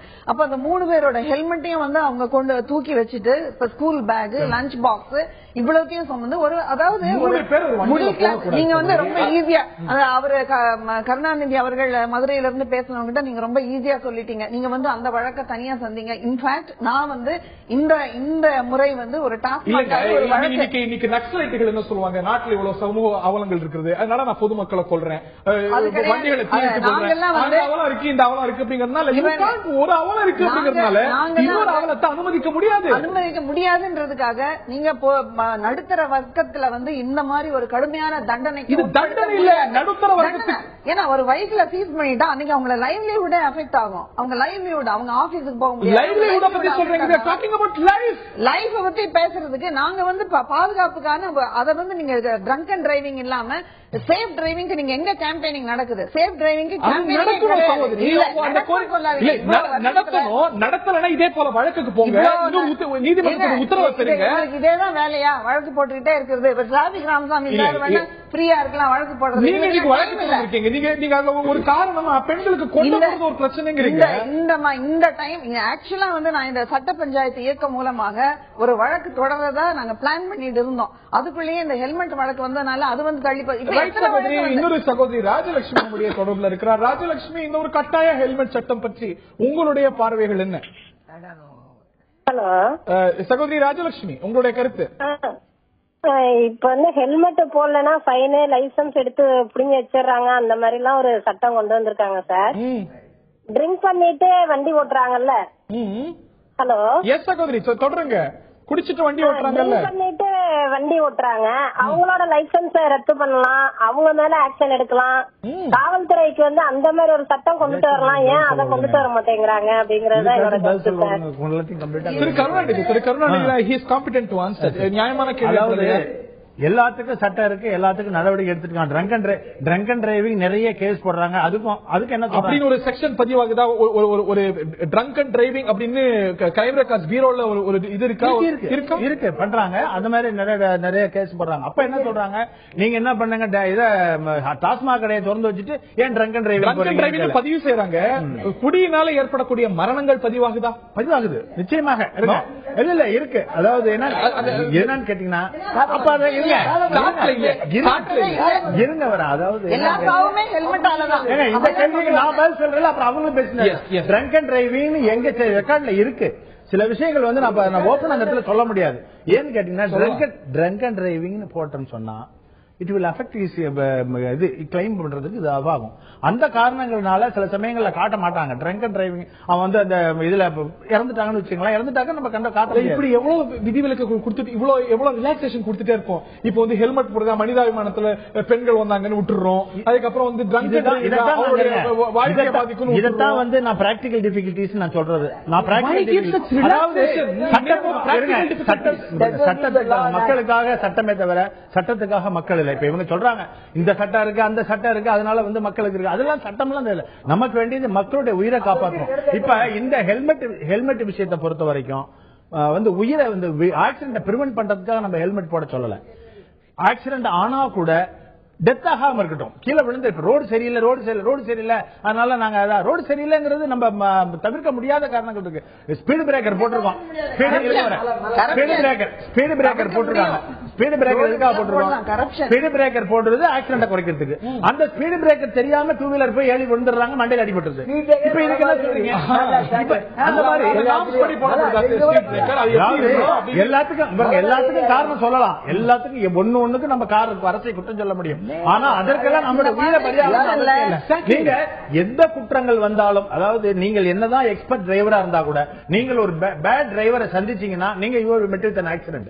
அதனால இருங்க, அந்த ஒரே காரணத்துக்காக தான் நம்ம என்ன சொல்றோம், நீங்க வந்து ஹெல்மெட் போட்டுட்டு போங்க அப்படின்னு சொல்றோம். அதை வந்து புரிஞ்சுக்காம நான் ஹெல்மெட் போடாததுக்கு அந்த காரணம் இந்த நல்ல அருமையாக சொன்னார் இந்த டாக்டர் பேசினாங்களே, ரொம்ப அருமையா சொன்னாங்க. நான் இன்னைக்கு சொல்றேங்க, இன்னைக்கு வந்து இந்த மெட்ராஸ் சிட்டியில ஹெல்மெட் போட்டிருக்காங்களா யாருன்னு கேட்டீங்கன்னா, அவங்க நேரடியா ஒரு விபத்தை பார்த்தவங்க அல்லது இந்த ஹாஸ்பிட்டல்ல போய் இந்த நீரோ வார்டுல இருக்கிறவங்கள பார்த்தவங்க தான் இன்னைக்கு ஹெல்மெட் போட்டிருக்காங்க. மத்தவங்க எல்லாம் இன்னும் இது வரைக்கும் பார்க்கல. போய் பார்த்தாங்கன்னா வரும்போதே ஹெல்மெட் வாங்கிட்டு தான் போவாங்க. இந்த நிலையில் திரு கருணாநிதி அவர்கள் மதுரையிலிருந்து இணைந்திருக்கிறார். திரு கருணாநிதி, இப்போ இந்த ஒரு சட்டமே மாற்றப்படணும் அப்படிங்கிறீங்களா? பாராளுமன்றம் வே பேக் இன் 1980 எண்டுல தாக்கல் செஞ்ச அந்த ஒரு சட்டம் மாற்றப்படணுமா, இல்ல உயர் நீதிமன்றம் இப்ப கூடுதலா இப்போ விதிகள்லாம் சேர்த்திருக்கிறாங்கல்ல, இப்ப இது வந்து இப்ப பிரச்சனை அதிகரிச்சிருக்கிறது, அதனால லைசன்ஸ் வண்டி இதெல்லாம் பறிமுதல் செய்யறதுக்கான வாய்ப்பை ஏற்படுத்தக்கூடிய திருத்தங்களை கொண்டு வந்திருக்குல்ல, அது தவறுங்கிறீங்களா? ஏற்கனவே இருக்கின்ற போக்குவரத்து விதிகளையே கடுமையாக அமுல்படுத்தினாலே இந்த சாலை விபத்துகள் நேராது. இவர்கள் இப்போது தற்போது உத்தரவு போட்டு பொதுமக்களை வந்து கட்டாயப்படுத்தி லைசன்ஸ் பிடிங்கிருவோம், வண்டியை பறிமுதல் செஞ்சிருவோம், நீதிமன்றத்துக்கு அலைய வேண்டியிருக்கும் சொல்லி மிரட்டித்தான் அவங்கள வந்து ஹெல்மெட் போட வைக்கிறாங்க. பொதுமக்கள் யாருமே விரும்பி போடவில்லை. ஒவ்வொரு பெண்களும் ஒரு குழந்தையும் ஒரு தகப்பனாரும் செல்லும் பொழுது அவர்கள் 3 ஹெல்மெட்டையும் அணிந்து கொண்டு அவர்கள் 3 பேர் வண்டியில 3 பேர் வண்டியில போக கூடாது. குழந்தை இருக்கிறது, ஒரு நிமிஷம், குழந்தை எந்த காப்பகத்தில் விட்டு செல்ல வேண்டும்? இல்ல சார், எந்த காப்பகத்தில் விட்டு இல்ல சார், நிச்சயமா அந்த நிலைமை புரிஞ்சு கொள்ளக்கூடியது. 12 வயசுக்கு மேல குழந்தை இருந்தா ஹெல்மெட் போடணும் அப்படின்னு தான் விதி வந்திருக்கிறது. எனக்கு 5 வயது குழந்தை ஒன்று உள்ளது. 5 வயது குழந்தைக்கு ஹெல்மெட் அப்படிங்கிறது வந்து ரிலாக்ஸேஷன் இருக்கிறது நான் புரிஞ்சுக்கிறேன். அதாவது 5 வயது ஹெல்மெட் தேவையில்லைன்னு சொல்றாங்க. ஒரு நிமிஷம். காவல்துறை வந்து இந்த விதியை பயன்படுத்தி காவல்துறை தனது சட்டங்களை உத்தரவு இல்லாத பொழுது அவர்களை வாகன ஓட்டிகளை இருசக்கர வாகன ஓட்டிகளை மிரட்டி அவர்களிடம் பணம் வாங்குவதெல்லாம் குறியாக இருக்கின்ற ஒழிய அவர்கள் உயிரை காப்பாற்றல்ல. சாலை பாதுகாப்பு வாரம் என்று கொண்டு வருகிறார்கள். அந்த சாலை பாதுகாப்பு வாரம் ஒரு வாரத்தில் மட்டும் அவர்கள் அந்த அமலாக்கத்தில் சிக்கல் இருக்கிறது, விதிமீறல்கள் நடக்கிறது, கரப்ஷன் நடக்குது. அப்படின்னா இந்த சாலை பாதுகாப்பு சட்டத்தில் இருக்கக்கூடிய பல கூறுகள் இருக்கிறது, எல்லாத்திலும் இந்த குற்றச்சாட்டு வைக்கலாம். ஆகையினால சாலை பாதுகாப்பு சட்டத்தை தூக்கி ஒரு பக்கம் வச்சிருவோம் அப்படின்னு கோருவது சரியா இருக்குமா? நிச்சயமா இன்சூரன்ஸ் விஷயத்துல இந்த பிரச்சனை வைக்கலாம், ட்ரங்க் அண்ட் டிரைவிங்ல வைக்கலாம், ஸ்பீடிங்ல வைக்கலாம், லஞ்சம் வாங்குறாங்கன்னு சொல்லலாம். ஆய காரணத்தால எதுக்கு சாலை பாதுகாப்பு சட்டம் கரப்ஷன் நடக்குது தூக்கி போட்டுருவோம்?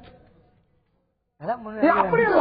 உயர்நீதிமன்றத்தில் ஒரு உத்தரவு பிறப்பிக்கும் பொழுது அங்கு பொதுமக்களின் கருத்துக்களை எதிரொலிக்க வேண்டுமே தவிர தன்னிச்சையாக தான் தோன்றித்தனமாக முடிவுகளை கருத்தை கேட்காம பண்ணிருக்காங்க. இல்ல, பொதுமக்களுடைய உயிரை பாதுகாப்பது அப்படிங்கிறது அரசுடைய கடமை. It's the role of the duty of the state. மத்த கடமையை செய்யணும், இந்த கடமையை செய்யணும். இந்த கடமையை மட்டும் ஏன் ரொம்ப ஃப்ரீயா இருக்காங்க? ஹெல்மெட் சேலுக்காக வந்த சட்டம் இது. ஹெல்மெட் சேல் அரசுக்கு இல்ல இல்ல சகோதரி, அரசுக்கு கூட அப்படி ஒரு நோக்கம் இருக்குன்னு வச்சுக்கோங்களேன். நீதிமன்றத்துக்கு அப்படி இருக்குன்னு குற்றம் சாட்டுறீங்களா? நீதிமன்றத்தோட வேலையே இங்க கிடையாது. நீதிமன்றம் இதுல தலையிட வேண்டிய நெசசிட்டியே கிடையாது. ஏன்னா ஒரு அரசு நீதிமன்றம் இது ஒரு ஆக்சிடென்ட் கேஸ். இவரு டிராபிக் ராமசாமி சார் சொன்ன மாதிரி நீங்க ஹெல்மெட் போடலன்னா உங்களுக்கு காம்பன்சேஷன் கிடையாது அப்படின்னு.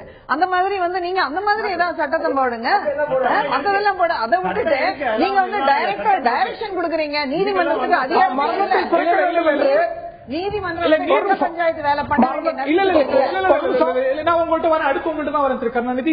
நீதிமன்றம் கட்ட பஞ்சாயத்து வேலை செய்து அப்படிங்கிறீங்களா? நீதிமன்றத்துடைய வரம்புக்கு உட்பட்டது இல்லைன்னு சொல்றாங்க. இந்த வழக்குல ஆக்சிடென்ட் இன்சூரன்ஸ் இது ரெண்ட பத்தி தான் அந்த வழக்கு நடந்துட்டு இருக்கு. டக்குன்னு இடையில பல முன்னுதாரணங்களை கொடுக்க முடியும். பிரேயர்ல வைக்காத விஷயங்களுக்கு கருதி டைரக்டிவ்ஸ் கொடுக்க பல முன்னுதாரணங்களை கொடுக்க முடியும். முன்னுதாரணம் மட்டுமல்ல, இது ஒரு சட்ட பஞ்சாயத்துங்கிறீங்க. இந்த மாதிரி விதிகளை பிறப்பிக்கிறதுக்கு சட்டம் நீதிமன்றத்துக்கு இடத்தை கொடுக்கிறது. ஆர்டிகல் 226 இருக்கு. அதுல கவர்மெண்ட் இப்ப இன்னொன்னு இதுல கவர்மெண்ட் ஒரு ஜீவோவும் போடல. பழைய ஜீவோ அது உமனுக்கும் சில்ட்ரனுக்கும் எக்ஸம்ஷன் கொடுத்த ஜீவோ எங்க? அது எல்லாத்தையும் ஓவர் ரூல் பண்ணி இன்னொரு ஜீவோ பிறப்பிக்கவே இல்ல. வெறும் ஒரு அறிக்கையை வச்சுதான் ஒரு ஜீவோ ஒரு பக்கம் இருக்க. நீதிமன்றத்துடைய உத்தரவு அப்படிங்கிறது சூப்பர் சீட். நீங்க நீதிமன்றத்துக்கு வரையறையே இல்லை அப்படிங்கிறீங்க. எதற்காக இந்திய அரசியலமைப்பு சட்டத்தை வடிவமைத்தவர்கள் ஆர்டிகல் 142 226 142 சுப்ரீம் கோர்ட்டுக்கு 142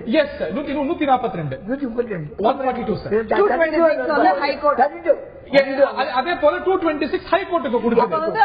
எதுக்காக கொடுத்திருக்காங்கன்னா இப்ப மக்கள் இப்ப அரசாங்கம் செய்ய வேண்டிய கடமையில தவறு இருந்தா மக்கள் நீதிமன்றத்தை அப்ரோச் பண்றப்ப அந்த கடமையில மக்கள் அப்ரோச் பண்ணும்போதுங்கிறது இல்ல. கவர்மெண்ட் உதாரணத்துக்கு ஸ்ருதி அப்படிங்கிற ஒரு பெண் வாகனத்துல பஸ்ல ஏற்பட்ட ஓட்டையினால இறந்த போது நீதிமன்றம் சோமோட்டோ அந்த வழக்கு எடுத்தது. சோமோட்டோவை பிறப்பிக்கணும்னு உத்தரவு பிறப்பிச்சது. இதே போல ஒரு எக்ஸ்ட்ராடினரி சர்க்கம்ஸ்டன்ஸ் இந்த மாதிரி மரணங்கள் நடக்குது, விதிகள் அமலாக்கல அப்படின்னா நீதிமன்றம் தலையிடுறதுக்கான முன்னுதாரணங்கள் 1000 இருக்கிறது இந்திய வரலாற்றில்.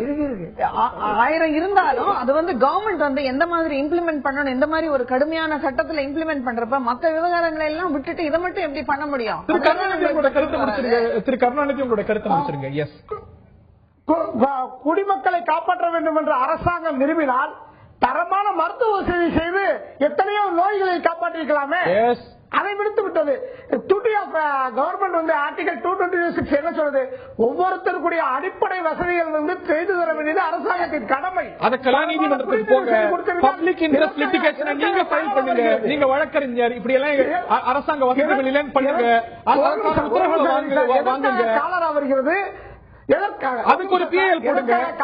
அரசாங்கம் செய்கிறது இந்த நோய்கள் தரமான மருத்துவ சேவை செய்து தரலாம். அதுக்கெல்லாம் ஒரு பிஎல் போடுங்க.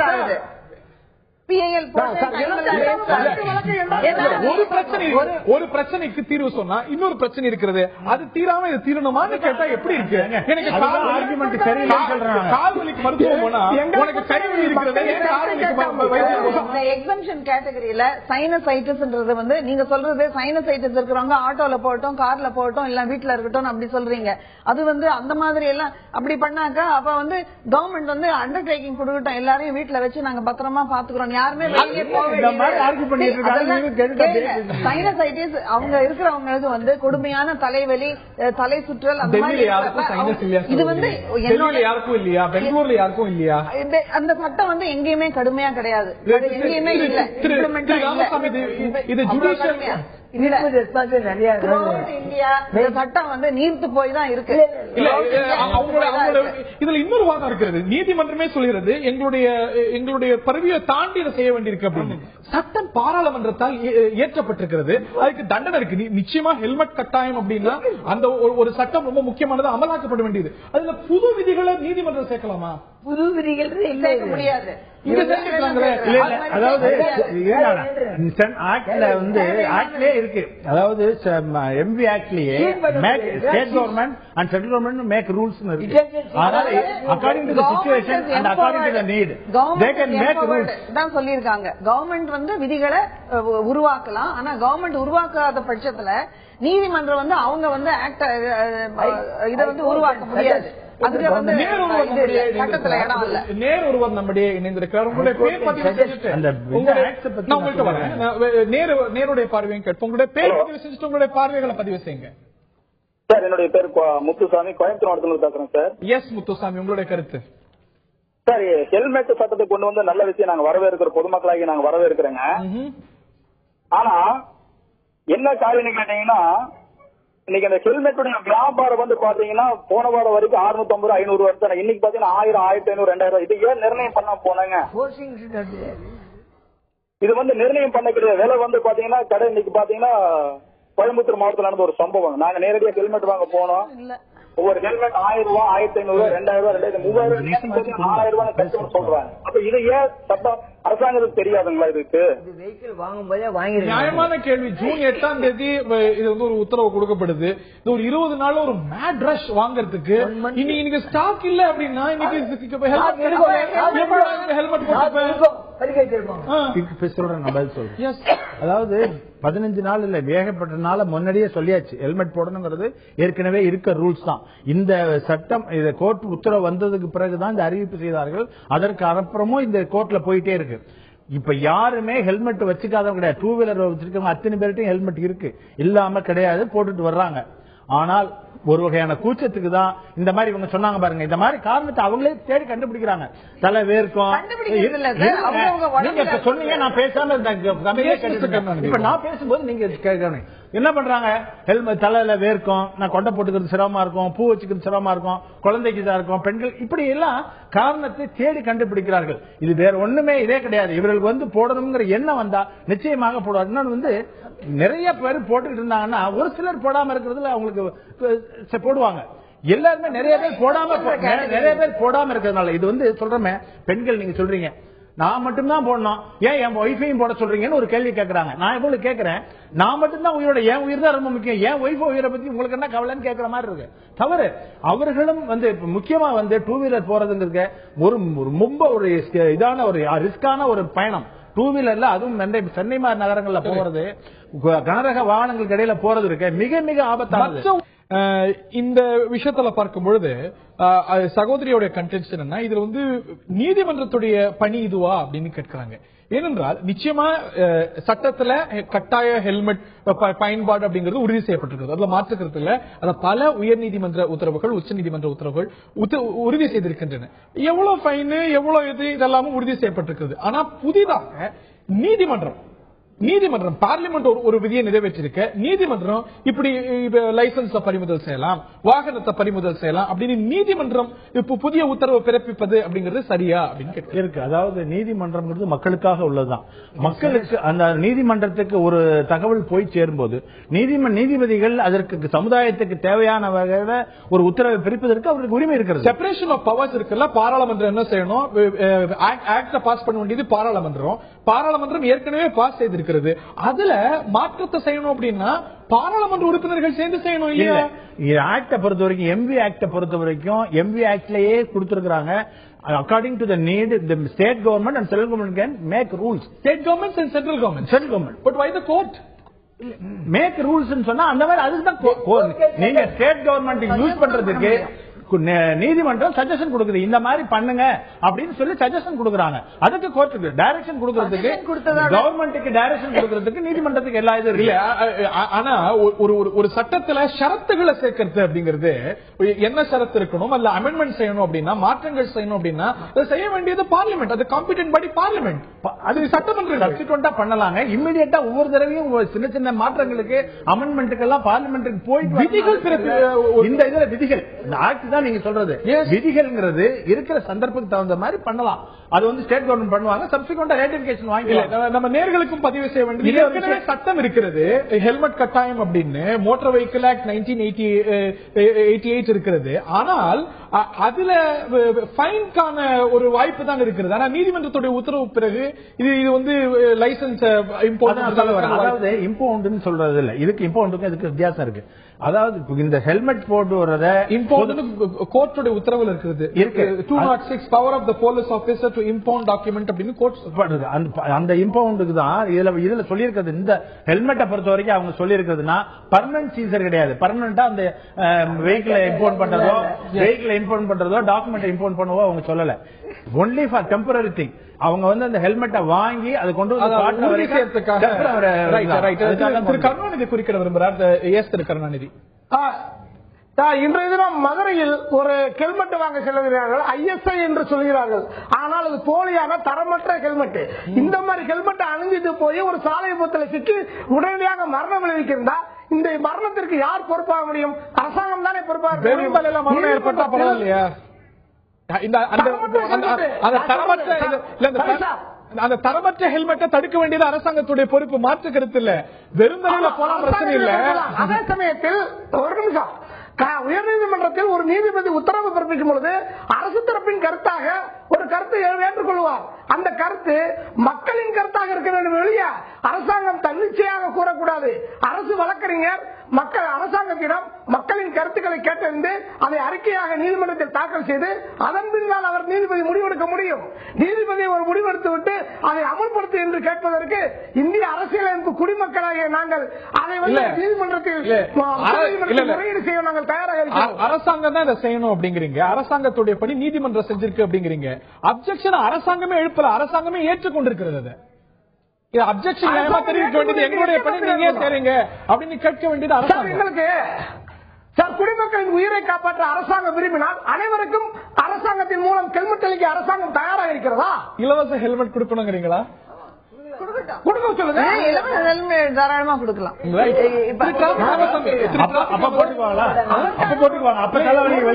இலவச ஹெல்மெட் கொடுத்தால் கட்டாயமா எல்லாரும் போட்டுக்கிறதுக்கு வராது. இலவசமா ஹெல்மெட் கொடுத்தா சைனஸ் வராது, மற்றபடி ப்ராப்ளம் எல்லாம் வராது. ஹெல்மெட் காசு கொடுத்து வாங்குறதெல்லாம் ப்ராப்ளம். தனக்கு வந்தாத்தான் ஒரு நிமிஷம், தனக்கு வந்தாத்தான் தெரியும் தலைவலியும் துறைவலியும்ன்றாங்க. நீங்க ஒரு நாளைக்கு ஹெல்மெட்டை போட்டுட்டு இந்த வேலை வெயில போங்க.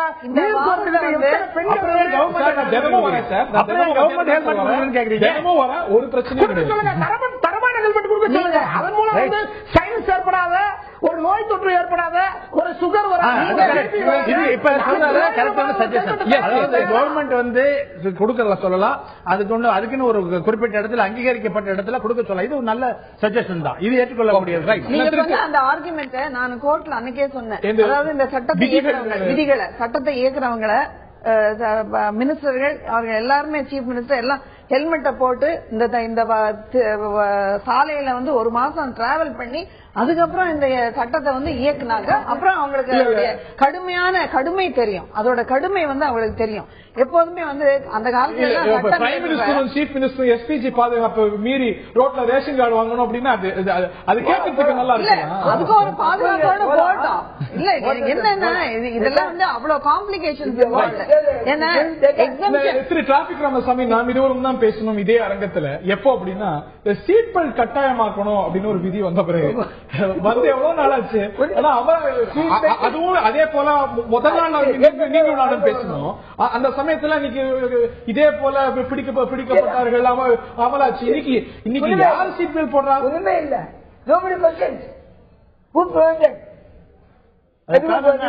கவனிக்காதவர்கள் தப்பு பண்ணுவாங்க, அவ்வளவுதான் அவர்களுடைய எல்லாம்.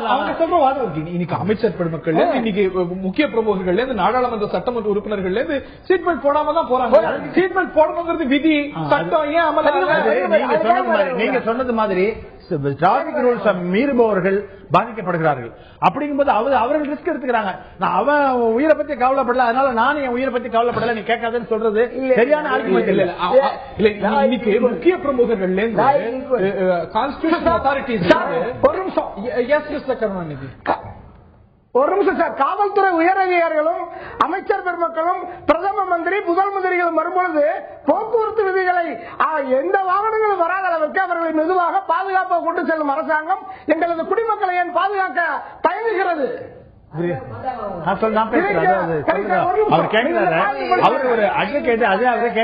எனக்கு ஆச்சரியமா இருக்கிறது. இவர்கள் விஐபிஸ் முக்கியமானவர்கள் காவல்துறை தேர்ந்தெடுக்கிறது இல்ல, மக்கள் தான் தேர்ந்தெடுத்துட்டீங்க. நீங்க விஐபி எடுத்து கொடுக்குறீங்க எங்கள்கிட்ட. அவர்களை நாளைக்கு அவர்களுக்கு ஏதாவது ஏதாவது ஏற்பட்டால் இல்ல சார், விஐபி உயிரும் மதிப்பான ஒரு விஷயம் தான், சாதாரண மனிதனுடைய உயிரும் மதிப்பான ஒரு விஷயம் தான். ஏன் அவங்க சீட் பெல்ட் போடல? மக்கள் எல்லாரும் சீட் பெல்ட் போடணும், விஐபி சீட் பெல்ட் போடணும், அங்கேயும் அமலாக்குங்க, எல்லாரையும் அமலாக்குங்க, எல்லாருக்கும் சீட் பெல்ட் போடணும் அப்படிங்கிறது முன்ன இருக்கிறவங்க சீட் பெல்ட் போடணுங்கிறது விதியா இல்லையா? நீங்களே பாக்குறீங்க எவ்வளவு பேர் முன் சீட்ல இருக்கிறவங்க, டிரைவர் பக்கத்துல இருக்கிறவங்களோ சீட் பெல்ட் போடுறாங்க. முக்கிய பிரமுகர்கள் போடுறாங்களா? கான்ஸ்டிடியூஷனல் அத்தாரிட்டிஸ் போடுறாங்களா? அமைச்சர் மக்கள் போடுறாங்களா? சட்டமன்ற உறுப்பினர்கள் போடுறாங்களா? அங்க அமலாகுதா? சொல்லப்படுகிறது. அவருக்கு கேட்கல, அது அவரோட ரிஸ்க். நம்ம என்ன சொல்றோம், அப்படி விட்டுற முடியாது. விஷயத்துல விட்டுறலாம். உங்களோட ரிஸ்க் நீங்க எடுத்துறீங்க அப்படிங்களா? அதாவது ஹெல்மெட் வந்து அவரவர்கள் பாதுகாப்புக்கு ஹெல்மெட் வந்து தலைக்கவசம் உயிர் கவசம் அப்படின்றத வந்து நம்ம கேம்பெயின் பண்றோம். அதுல ஒண்ணு தப்பு மாற்று கருத்து இல்ல.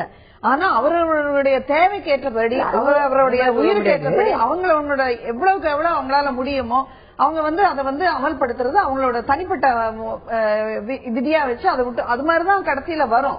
ஏன்னா இதை வந்து நீங்க கட்டாயப்படுத்தி செய்ய வைக்கவே முடியாது. டிராபிக் ராமசாமி இறுதியான வாரம் ஒரு 3 மாசம் அவங்களுக்கு கிளியரன்ஸ் கொடுத்து சீட் பண்ற ஸ்டாப் பண்ணிட்டு அடுத்து அவங்க மீதம் உதவணும். இவங்களுக்கு மக்களுக்கு 3 மாதம் ட்ரைனிங் கொடுக்கணும். ட்ரெயின் பண்ணுங்க அவங்க. அப்புறம் என்போர்ஸ் எல்லாம் ஆல்ரெடி தெரிஞ்சலாம். But don't force it now immediately within 15 days. That will give only character practice. இப்ப எங்களோட அமைப்புல வந்து எப்படி வந்து சேஃபா டிராவல் பண்றது, பிரிவென்டிவ் ஆக்சிடென்ட்ஸ், அதாவது ஆன்டிசிபேட்டரி டிரைவிங், அத வந்து நாங்க வந்து ட்ரைனிங் அது வந்து நாங்க ஹெல்மெட் போடாம எப்படி சேஃபா அது இம்பார்ட்டன்ட். ஹெல்மெட் போடாம சேஃபா ஏன்னா ஹெல்மெட் மேல உங்களுக்கு ஏன் இவ்வளவு வெறுப்பு? முடியல மேல வெறுப்புன்னா சில பேர் என்னால எல்லாம் வந்து அது போட இமேஜினே பண்ண முடியாது. ஏன்னா இட் இஸ் இம்பாசிபிள். கழுத்து வலின்னா இப்ப ஒரு 10 minutes டிராவல் பண்ற, half an hour டிராவல் பண்ற டிஸ்டன்ஸ் நீங்க 2 hours நீங்க எடுத்துக்கிறீங்க. அதுவும் வந்து 20 கிலோமீட்டர் ஸ்பீட்லயே நீங்க போயிட்டு இருக்கிறீங்க. அது அவ்வளவு நேரம் வந்து நீங்க கொஞ்ச நேரம் போடுறீங்க, நிறைய நேரம் உங்களோட உடல் உபாதைகள் வந்து அமலாக்கத்தை சரியா செய்யணும். ஏற்கனவே இருக்கக்கூடிய விதிகள் டிராபிக் ராமசாமியுடைய கருத்து, இவர்களுடைய கருத்து, எதிர்க்கக்கூடியவர்களுடைய கருத்து, அரசாங்கம் செய்ய வேண்டிய பாதுகாப்பை உறுதி செய்ய வேண்டிய பணிகள் எவ்வளவோ இருக்கிறது. சாலைகளை சிறப்பாக பராமரிப்பது, அதுக்கப்புறம் மற்ற சேவைகளை குடிமக்களுக்கு செய்வது, இந்த மாதிரி பல பிரச்சனைகளை அரசாங்கம் அணுக வேண்டியிருக்கிறது அப்படின்னு சொல்றாங்க. நிச்சயமாக அவை அணுகப்பட வேண்டும். அவை தீரல அப்படிங்கிறதுக்காக ஹெல்மெட் போடாமல் பல உயிர்கள் போவது அப்படிங்கிறது நிச்சயம் ஏற்புடையதல்ல. ஹெல்மெட் உயிரை பாதுகாக்காது அப்படின்னு சொல்லக்கூடிய வாதம் நிச்சயமாக ஏற்புடையதாக இருக்கவே முடியாது. காரணம் என்னவென்றால் ஹெல்மெட் வந்து 100% பாதுகாப்பா என்றால் இல்லை. உலக சுகாதார நிறுவனம் உள்ளிட்ட அமைப்புகள் சொல்கின்றன கட்டாயமாக ஹெல்மெட் உயிர் பாதுகாப்பை உறுதி செய்கிறது. ரிலேட்டிவாக ஒப்பீட்டளவில் அதிகமாக உறுதி செய்கிறது. சில காட்சிகளை பார்ப்போம், அந்த காட்சிகளை விளக்கும் நமக்கு.